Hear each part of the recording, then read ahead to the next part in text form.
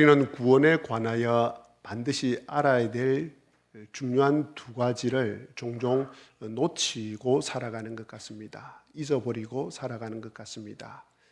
그 두 가지는 이것입니다. 하나는 죄의 깊이를 잊어버리고 살아가는 것 같습니다. 또 하나는 구원의 깊이와 구원의 영광과 구원의 높이에 대해서 그 깊이와 높이와 그 영광스러움을 우리는 종종 잊고 살아가는 것 같습니다.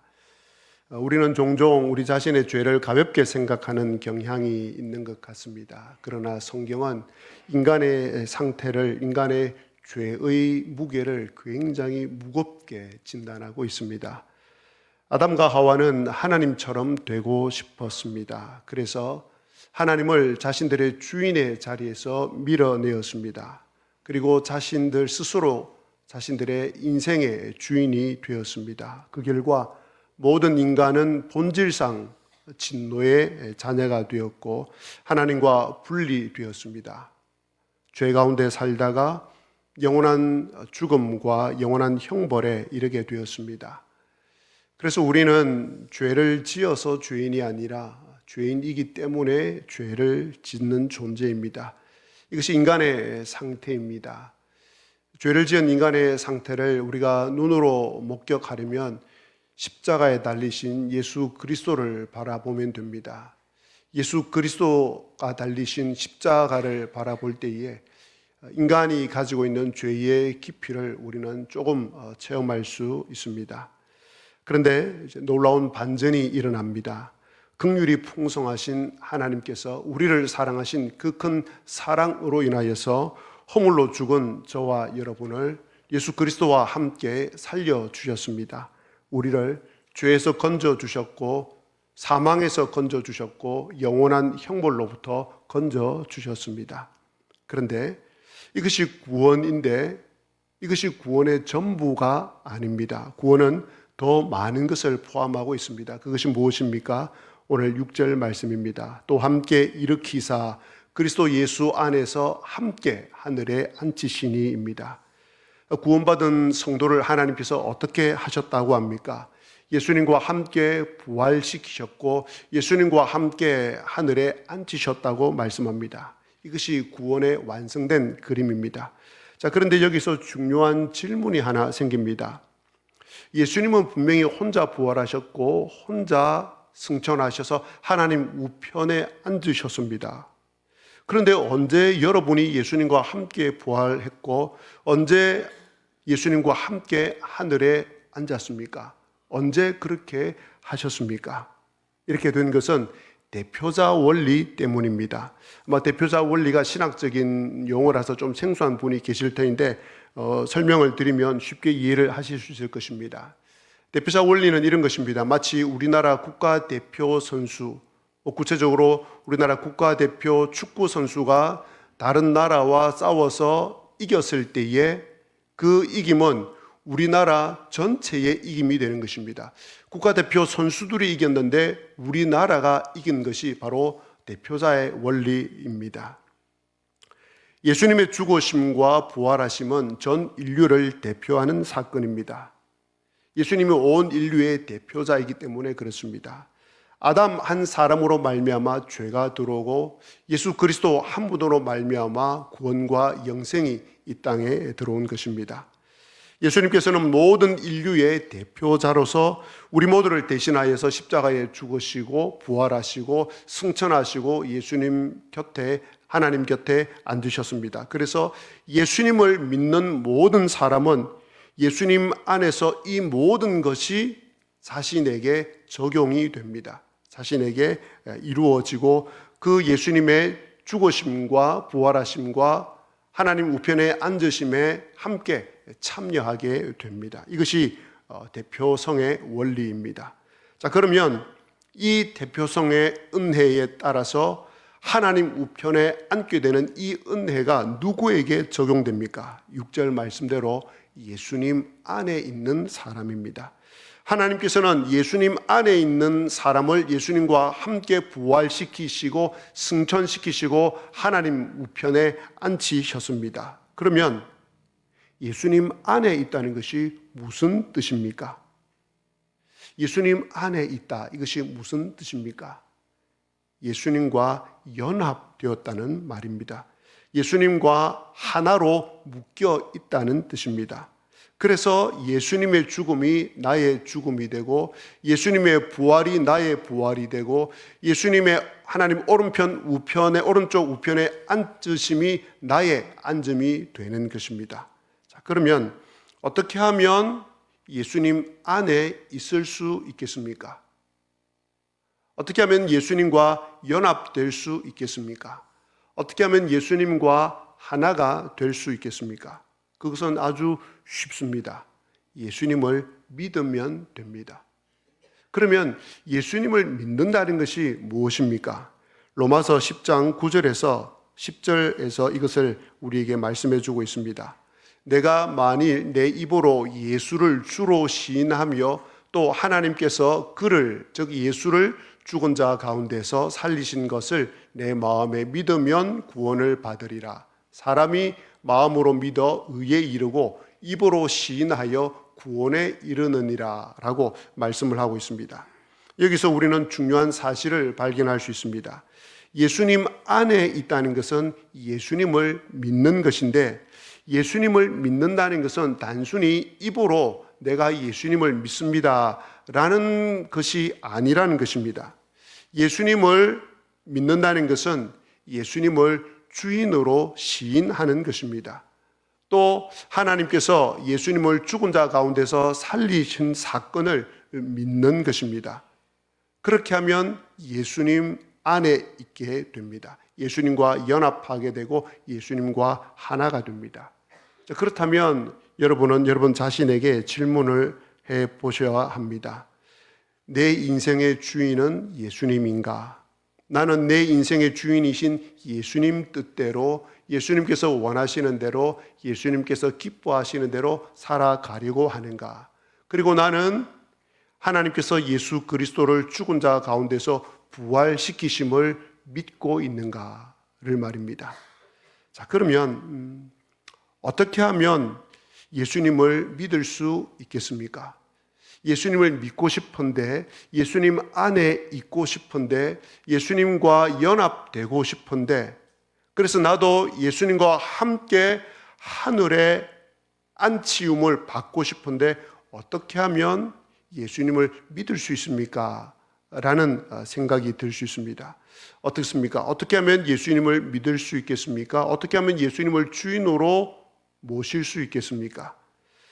자, 신앙생활을 하다 보면 지금 이 자리에 예수님을 믿고 계신 분도 있고 그렇지 않은 분도 계실 터인데 신앙생활을 하시다가 예수님을 영접하신 분은 예수님을 주인으로 모신 분은 아마 이 경험을 하셨을 텐데 예수님을 믿고 살아가다 보면 어떤 일이 생기냐면 내가 하나님 앞에서 죄인이구나라는 깨달음이 올 때가 있습니다.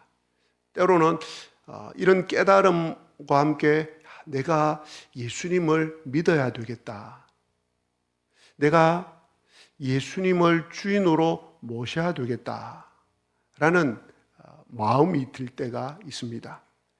자, 그때 이렇게 기도하거나 이렇게 고백하시면 됩니다. 사랑의 하나님, 나는 죄인임을 고백합니다. 내 마음과 육체가 원하는 대로 하나님 없이 살아왔던 삶을 회개하오니 용서하여 주시옵소서. 예수님께서 내 죄를 대신해 십자가에서 죽으시고 부활하신 것을 믿습니다. 그 다음 넘겨주시기 바랍니다. 예수님, 지금 이 시간 제 마음속에 들어오셔서 나의 구주, 나의 주인이 되어 주십시오. 나를 구원해 주심을 감사합니다. 예수님의 이름으로 기도드립니다. 아멘. 이런 내용으로 진심으로 기도하시고 또 진심으로 고백하시면 예수님께서 여러분 마음에 들어오십니다. 그리고 여러분의 주인이 되어 주십니다. 그러면 여러분은 예수님 안에 있게 됩니다. 예수님과 하나가 되고 예수님과 연합하게 됩니다. 저와 여러분은 부활과 하나님 우편에 앉는 이 일이 실제로 존재하기 때문에 이 구원과 영생의 도가 사실임을 우리는 더욱더 확신하면서 살아갑니다. 이것을 좀 더 명확하게 알 수 있는 사건이 하나 있었습니다. 예수님께서 십자가에 달리실 때에 양쪽에 두 강도가 함께 달립니다. 그런데 한쪽 편 강도가 예수님에게 자신의 신앙을 고백합니다. 그러면서 자신을 기억해 달라고 이야기하자 예수님께서 이 한 강도의 상황과 그 마음을 정확하게 보시고 네가 나와 함께 낙원에 있으리라 라고 말씀을 해 주십니다. 지금 예수님께서는 십자가에 달리셔서 극도의 고통 가운데 죽어가고 있는 상태입니다. 그런 상태에 있음에도 불구하고 이 한편 강도를 포기하지 않으시고 이 강도에게 구원을 베풀어 주셨습니다. 왜 그렇게 하셨을까요? 불쌍해서? 예, 맞습니다. 이 강도가 구원받기를 원하셨기 때문입니다. 구원이 실제하기 때문입니다. 영생이 실제로 존재하기 때문입니다. 하나님 나라가 실제로 존재하기 때문입니다. 영원한 하나님 나라가 실제로 존재하기 때문입니다. 예수님께서 바로 그 영원한 하나님 나라에서 오셨기 때문에 마지막 죽어가는 상황에서도 이 한편 강도에게 이 강도가 예수 그리스도를 믿고 구원을 받겠다고 했을 때 예수 그리스도를 믿는 마음을 보시고 그 강도에게 구원을 베풀어 주셨습니다. 저는 목사로서 참 장례를 많이 치렀습니다. 장례를 치르면서 다음과 같은 일들을 경험하게 됩니다. 믿지 않고 돌아가신 분의 장례식에 참석하게 되는 경우입니다. 그런 경우 대부분 문상을 가보면 많은 조문객들이나 또 유족들이 믿지 않고 돌아가신 분에 대해서 좋은 곳에 갔을 거야. 살아생전 정말 착하게 살았고 법 없이 살았기 때문에 많은 선한 일을 했기 때문에 좋은 곳에 가셨을 거야 라고 하면서 서로 위로를 합니다. 저는 그 이야기를 들을 때마다 모든 사람들은 정말 좋은 곳에 가고 싶은 마음이 있구나, 죽고 나서. 이것이 성경에 분명하게 기록이 되어 있습니다. 성경에 보면 하나님께서는 모든 사람에게 영원을 사모하는 마음을 주셨다라고 말씀하고 있습니다. 그래서 저는 믿지 않는 장례식에 가면 영원을 사모하는 마음을 주신 그 하나님의 말씀이 실제라는 것을 경험하게 됩니다. 또 믿고 돌아가신 분의 장례식에 참석하는 경우입니다. 그럴 때에는 비록 슬픔 가운데 있지만 유족들과 조문객들이 슬픔 속에서도 소망을 가지고 영광스러움을 경험하면서 장례식을 또 준비하고 치르는 것을 보게 됩니다. 그런 가운데서 믿고 돌아가셨는데 그 믿고 돌아가셨음이 조금 희미한 장례식이 있습니다. 유족들에게 물어보면 옛날에 아주 옛날 군에 있을 때 세례를 받았다고 합니다. 그 이후로는 교회를 다닌 적은 없는데 그때 세례를 받았다고 합니다. 라는 이야기나 혹은 몇 번 교회에 나간 적이 있습니다. 라는 것으로 그 구원의 희미한 소망을 붙잡고 천국에 가셨기를 소망하는 분들이 있습니다. 그럴 때 저는 때로 조문을 하면서 때로는 장례를 집례하면서 이분에게도 우리 주 예수 그리스도께서 한편 강도에게 마지막 구원을 선포하셨던 그 마음으로 이분이 하나님 나라에 들어가셨기를 기도하는 마음으로 장례를 집례합니다. 그러면서 이 모든 장례식에 참석할 때마다 제 마음은 언제나 여러분에게 있습니다. 우리 지세포 교회 모든 성도님들은 단 한 분도 빠짐없이 이 세상을 떠날 때에 우리 모든 성도님들의 조문을 받으면서 슬픔과 고통의 조문이 아니라 슬픔 가운데서도 소망을 가지고 그 영광을 바라보면서 조문객으로 참여하고 예배를 드리는 그런 장례식이 되었으면 정말 좋겠다라는 바람과 결심을 가지고 있습니다. 그래서 어찌하든지 우리 모든 성도님들이 정말 믿음의 확신을 가지고 장래에 임하는 한 분 한 분이 되실 수 있도록 도와드려야 되겠다는 결심을 하게 됩니다. 혹 여러분 가운데 아직 구원을 받지 않으신 분이 계십니까? 교회는 출석하지만 예수님을 주인으로 모시지 않고 그저 교회에 나오는 일을 좋은 이야기 듣는 수준으로 참석하고 계시는 분이 있습니까? 여러분 가운데 오늘 말씀을 들으시면서 아니면 교회에 나오시는 가운데 내가 예수님을 믿고 싶다. 나도 내가 하나님 앞에 죄인이구나 라는 사실이 깨달아질 때 앞에서 제가 말씀드린 내용을 기억하시면서 하나님께 회개하고 하나님을 믿겠노라고 고백하고 예수 그리스도를 주인으로 영접하시기를 바랍니다. 반대로 앞에 말씀드린 그 내용을 확신하는 분들이 계십니까? 아마 여러분 대부분이 그런 분들이실 것입니다. 그러시다면 주님 앞에 가시는 날까지 이 구원의 기쁨을 가지고 살아가시고 이 구원의 기쁨을 알지 못하는 분들에게, 가족들에게, 또 이웃들에게, 친지들에게 이 구원의 복음을 전해주시기를 부탁드립니다. 저희 교회 새 가족 가운데 작년에 오신 분 가운데 정정문 성도님이 계십니다. 지금 요양병원에 마전에 있는 요양병원에 계시는데 제가 지난주 이렇게 신방을 갔습니다. 병이 많이 위중하여서 좀 총각을 다투는 가운데 있는데 후두암이어서 얼마 살지를 못할 것 같다고 병원에서 이야기를 하는데 제가 새가족으로 등록한 이후에 또 두세 번 신방을 가서 권면도 하고 또 예수 그리스도를 소개하고 그리했습니다. 이번에 병원에 가서 여러 가지 이야기를 나누면서 제 마음속에 이 정정문 성도님에게 예수 그리스도의 이 복음을 전하고 예수 그리스도를 영접할 수 있는 마지막 기회를 드려야 되겠다라는 마음이 들어서 하나하나 제가 말씀을 드리고 그리고 여쭤보았습니다. 예수 그리스도를 믿으시겠습니까? 라고 하니 예라고 해서 제가 여쭤보았습니다. 하나님 앞에 죄인임을 고백하십니까? 부터 시작해서 모든 질문에 대해서 예라고 대답을 하셨습니다. 그리고 병상 세례를 받으시겠냐고 했을 때 병상 세례를 받으시겠다고 했습니다. 대답하시는 그 예라는 대답이 진심이라는 것을 제가 알 수 있었습니다. 제가 그날 병원에 가서 정정문 성도님과 이 구원 초청을 서로 나누면서 얼마나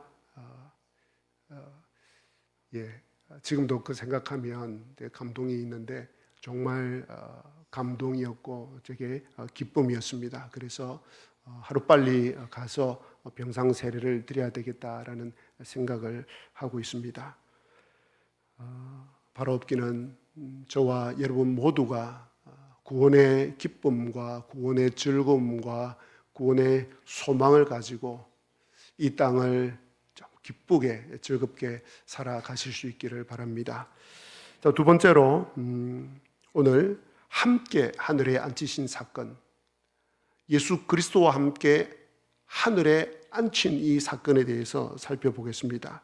6절에 나오는데 하늘에 앉히시니 하나님께서 예수 그리스도를 함께 하늘에 우리와 함께 하늘에 앉히셨다라고 나오는데 이 앉히시니라는 단어는 미래형이 아니라 과거형 동사로 되어 있습니다. 과거형 동사로 되어 있다는 것이 무슨 뜻인지 아시죠?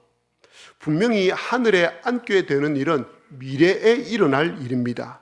하지만 이 일이 이미 과거에 일어난 일이라는 것입니다. 과거에 이루어진 일이라는 것입니다. 확정적이라는 뜻입니다. 하늘에 안침받은 이 일은 예고가 아닙니다. 미래에 이루어질 것에 대한 소망도 아닙니다. 이미 일어난 일입니다. 이미 이루어진 일입니다. 지금 바울 사도는 에베소서 2장 6절 하늘에 앉히시니라고 이 편지를 쓸 때에 예수 그리스도에 대해서 쓰고 있는 것이 아닙니다. 여러분에 대해서 쓰고 있습니다. 바울 사도는 하나님께서 예수 그리스도만을 하나님 우편에 앉히셨다고 말하는 것이 아닙니다. 여러분을 하나님 우편에 앉히셨다고 선포하고 있습니다. 그것도 그리스도와 함께 그리스도와 연합되어 하늘에 앉혀 놓으셨다고 말씀합니다. 무슨 뜻입니까? 여러분의 자리가 확실히 분명히 있다는 것입니다. 여러분은 비록 허물과 죄로 죽었지만 이제 하나님 우편에 앉아 있습니다. 만왕의 왕이신 하나님의 왕자요 공주로서 하나님 보좌 우편에 앉아 계십니다. 그러면 하나님께서 하나님께서 여러분을 하나님 우편에 앉히셨다는 이 사실이 가져다주는 실제적인 은혜와 축복과 유익을 한번 찾아보도록 하겠습니다. 첫 번째로는 그리스도인은 더 이상 이 세상 속에 속해 있지 않고 하나님 나라에 속해 있습니다. 그리스도인은 세상에 속한 사람이 아닙니다. 그러면 어떤 사람이 세상에 속한 사람입니까? 이 세상 풍속을 따르는 사람입니다. 죄를 지은 사람입니다. 즐거움이나 쾌락만을 위해서 사는 사람입니다. 육체를 따라 마음의 욕심을 따라 살아가는 사람입니다. 그리스도가 없는 모든 사람들이 여기에 포함됩니다. 물론 그리스도인도 이 세상 속에서 살고 있습니다. 그러나 더 이상 세상의 지배를 받지 않습니다. 이 말은 그리스도인은 이 세상 속에 있지만 다른 신분으로 살아가는 사람이라는 뜻입니다. 어떤 신분입니까? 나그네입니다. 히브리서 11장에 보면 믿음의 사람들은 이 세상을 살아가면서 나그네로 살아갔다고 말씀하고 있습니다. 히브리서 11장 13절 말씀입니다. 이 사람들은, 즉 믿음의 사람들은 다 믿음을 따라 죽었으며 약속을 받지 못하였으되 그것들을 멀리서 보고 환영하며 또 땅에서는 외국인과 나그네임을 증언하였으니라고 말씀합니다. 그래서 또 베드로 사도 또한 베드로 사도의 편지를 받는 성도들에게 베드로 전서에서 이렇게 말씀하고 있습니다. 베드로 전서 2장 11절입니다. 사랑하는 자들아 고류민과 나그네와 같은 너희를 권하노니 영혼을 거슬러 싸우는 육체 정욕을 제어하라. 이 말씀대로 그리스도인은 나그네이기에 이 세상의 정욕에 빠져 살아가지 않으려고 합니다. 물론 이 베드로전서 2장 11절 말씀대로 성도의 영혼을 거슬려 공격하고 싸우는 많은 유혹들이 있습니다. 때로는 그 죄에 넘어지기도 합니다. 하지만 성도는 하나님 우편에 앉아 있는 사람입니다. 그래서 하나님 우편에 앉아 있는 사람처럼 살아가려고 합니다. 그래서 그리스도인의 사고방식은 세상적인 사고방식이 아닙니다. 하늘나라 사고방식입니다. 하늘나라 사고방식에 의해서 자신의 행동과 말이 결정이 됩니다. 왜 그렇게 살아갑니까? 왜 그렇게 살아가려고 노력합니까? 자신이 이 세상 속에 속해 있지 않고 하나님 나라에 속해 있고 하나님 우편에 앉아 있음을 알기 때문입니다. 그러므로 그리스도인이 되고 나면 자신의 정체성이 나그네로 변했다는 사실을 깨닫습니다. 나그네로 살아가고 있다는 것을 알게 됩니다. 자, 그렇다면 여러분 스스로에게 한번 질문해 보시기 바랍니다. 나는 이 세상 속에 살면서 나그네로 살아가고 있는가? 아니면 이 세상 것들에만 욕심을 내고 살아가고 있는가? 아니면 나의 시간과 재물과 은사와 이 모든 것들을 하나님 나라와 복음과 교회와 이웃을 위해서 아낌없이 나누어주고 베풀며 살아가고 있는가? 나는 본향을 사모하고 있는가? 나는 내가 하늘에 앉아 있다는 것을 느끼고 있는가? 그리고 그것이 내 삶으로 어떻게 드러나고 있는가를 말입니다. 둘째로 하늘에 앉으셨다는 말은 만왕의 왕이신 하나님과 함께 세상을 통치하고 세상을 다스리는 자리에 앉아 있다는 뜻입니다. 자리에 앉아 있을 뿐 아니라 예수님과 함께 하나님과 함께 세상을 다스리고 통치하는 사람이라는 뜻입니다.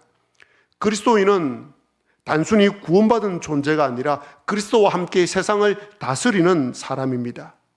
여러분은 여러분의 직장 속에서 그리고 이웃 속에서 그냥 평범한 시민으로 살아가는 사람들이 아니라 이 세상을 다스리고 통치할 권세를 가지고 살아가는 사람입니다. 그런데 이 사명을 감당하기가 정말 쉽지 않습니다. 마귀의 세력이 방해를 하기 때문입니다. 세상에 속한 사람들이 공격을 하기 때문입니다. 세상 방식대로 말하고 행동하라고 계속 유혹을 하기 때문입니다. 돈을 속이라고 합니다. 사람을 속이라고 합니다. 남의 눈을 속이라고 합니다. 법을 속이라고 합니다. 그리고 그 정도는 괜찮다라고 합니다. 끊임없이 이렇게 유혹합니다. 세상 속에 하나님의 뜻이 이루어지도록 해야 될 사명이 있는 성도가 이 유혹에 넘어지고 나면 세상을 다스리고 통치하는 일을 하지 못하게 됩니다. 그래서 하나님께서는 저와 여러분을 교회로 불러주셨습니다. 바울 사도는 지금 앞에서 제가 말씀드린 이 모든 내용을 개인에게 보내는 것이 아니라 에베소 지역에 있는 교회 공동체에 보내고 있습니다. 교회는 하늘의 통치를 이 땅에 이루는 일에 하나님으로부터 불러냄을 받은 아주 강력한 공동체입니다. 그러므로 교회 성도님들은 모두가 하나가 되어서 하늘의 뜻이 이 땅에서 이루어지도록 애를 써야 합니다. 하나가 되어서 영적 싸움에서 승리를 해야 합니다. 성도님 한 분 한 분 각자가 처한 곳에서 하늘의 뜻이 이 땅에 이루어지는 일을 애쓰고 노력하다 보면 정말 힘들고 어려울 때가 있습니다. 그리고 낙심할 때가 있습니다. 이때 곁에 있는 성도들이 찾아가서 그 상처를 싸매어주고 위로해주고 격려해주고 기도해주고 때로는 밥도 사주고 커피도 사주고 하면서 힘을 낼 수 있도록 도와주어야 합니다. 우리는 그 일을 위해서 주일 예배로 모이고 구역으로 모이고 전도회로 모이고 전도팀으로 모이고 중보기도 팀으로 모이고 각종 취미반으로 모여서 이 일을 감당하고 있는 것입니다. 그러니 하나님 입장에서 볼 때 여러분 한 분 한 분이 얼마나 소중한 분들인지 모릅니다. 하나님 입장에서 볼 때 하늘의 뜻을 이 땅에 이루려고 모여있는 우리 지세포 교회가 얼마나 소중한 곳인지 모릅니다. 하나님께서 저와 여러분을, 우리 교회를 얼마나 사랑하고 아끼고 돌보시려고 하는지 모릅니다. 그리고 얼마나 이 일을 감당하도록 하기 위해서 능력을 주고 축복해 주려고 하는지 모릅니다. 이 사실을 꼭 믿으시기를 바랍니다. 세 번째로 하늘에 앉으셨다는 말은 그리스도인은 더 이상 악한 영의 지배를 받지 않는다는 뜻입니다. 그리스도인은 하늘에 앉아 있습니다. 물론 때로 마귀가 유혹을 하고 겁을 주고 함정을 파놓을 수 있지만 결코 그리스도인을 건드릴 수 없습니다. 파멸시키지 못합니다. 왜냐하면 하늘에 앉아 있기 때문입니다. 성도의 시민권은 어디에 있습니까?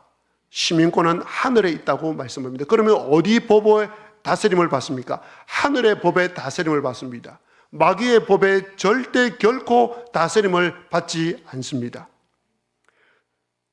하늘의 시민권을 가지고 있기에 성령님께서 다스려 주시고 성령님께서 그 능력으로 보호해 주십니다.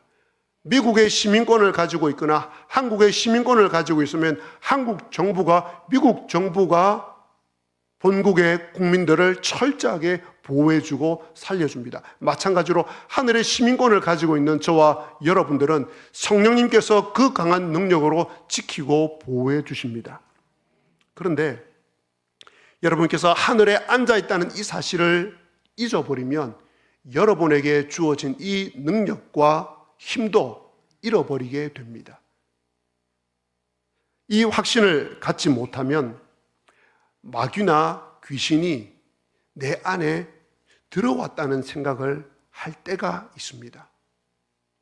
그런 생각이 들 때는 성령의 능력으로 그 생각을 물리치시기 바랍니다. 그 생각을 집어넣으려고 하는 마귀를 대적하시기 바랍니다. 성경의 말씀대로 마귀는 끊임없이 여러분이 주님 앞에 가는 그날까지라도 여러분을 하나님 백성에서 멀어지게 하려고, 하나님의 뜻을 이 땅에 이루지 못하게 하려고 끊임없이 방해를 할 것입니다. 그때마다 성령님께서 주시는 능력으로 마귀를 대적하시길 바랍니다. 왜냐하면 여러분은 하늘에 앉아 계시는 분들이기 때문입니다. 결코 마귀가 유혹을 할 수는 있지만 여러분에게 직접 손끝 하나 되지 못함을 기억하시길 바랍니다. 마지막으로 넷째 하늘에 앉으셨다는 말은 하나님 가까이에 있다는 뜻입니다. 이것을 기도의 측면에서 살펴보겠습니다. 성도는 멀리 서서 하나님께 기도하는 사람이 아닙니다. 하나님 보좌 앞에서, 하나님 보좌 옆에서 기도하는 사람입니다. 하늘에 앉아있기 때문에, 하나님 우편에 앉아있기 때문에 하나님 옆에서 하나님과 대화하는 분들입니다. 히브리서 4장 16절 말씀입니다. 그러므로 우리는 긍휼하심을 받고 때를 따라 돕는 은혜를 얻기 위하여 은혜의 보좌 앞에 담대히 나아갈 것이니라. 저와 여러분 모두는 하나님 우편에 계시기 때문에 그 하나님 계신 그 은혜의 보좌 앞에 담대하게 나아갈 수 있습니다. 예배 측면에서도 마찬가지입니다. 지금 여러분은 이 땅에서, 이곳에서 예배를 드리고 있지만 하늘 보좌에 앉아서 예배를 드리고 있습니다. 하나님과 아주 가까이에서 교제를 하고 있습니다. 하나님 곁에 있기에 여러분에게는 항상 하나님께서 주시는 참된 안식과 평화가 여러분을 감싸고 있습니다. 말씀을 맺겠습니다. 여러분은 어디에 앉아 계십니까? 이 자리에 앉아 계십니까? 여러분은 어디에 앉아 계십니까? 하나님 곁에 앉아 계십니다. 그러시다면 하나님 곁에 앉아 있는 성도로서 하나님께서 주시는 그 실제적인 은혜와 축복을 누리며 선포하며 살아가시는 저와 우리 모든 성도님 되시기를 주님의 이름으로 기원합니다.